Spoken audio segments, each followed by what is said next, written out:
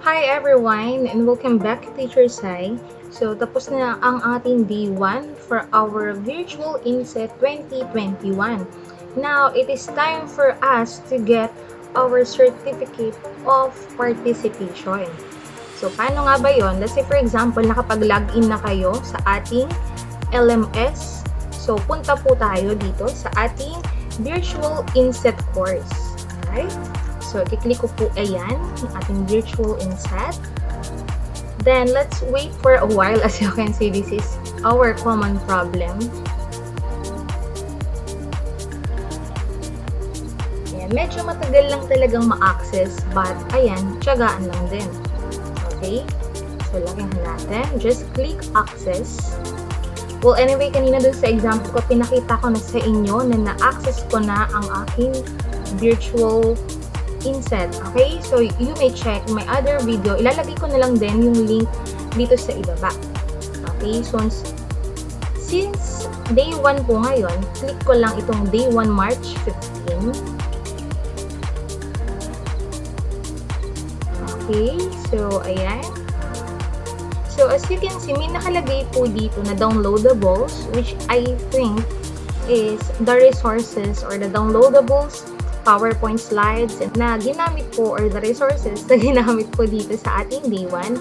So, meron po tayo ditong topic effective delivery of synchronous and asynchronous teaching. Basically, ito po yung diniscuss today sa ating INSET. So, ayan, kung mapansin nyo, may check na. Okay, kasi natapos ko na po siya. Okay, what you need to do is just click po ito. Click na lang. Medyo tiyagaan lang talaga sa pag-open nitong LMS natin kasi as we all know, napakarami nating DepEd teachers na nanonood ngayon or gumagamit din ng ating LMS. You've already complete this activity. So, ayan, hindi ko na maipakita kung ano man yung laman yan. Pero ayan ay question lang. Katulad din sa tinanong kanina ni Sir Mark during our session. Diba? Nung gumamit tayo no menti.com. Meron din po tayong quiz. So, that is the reflective questions. So, next is yung quiz. So, the quiz comprises of 5 questions. At ayan nga, perfect nga naman ang inyong lingkod.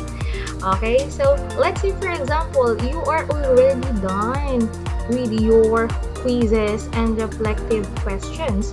Then that's the time na mag-activate na po ang Certificate of Attendance and Participation. Just click it at wait po tayo. Siyempre, meron tayong loading.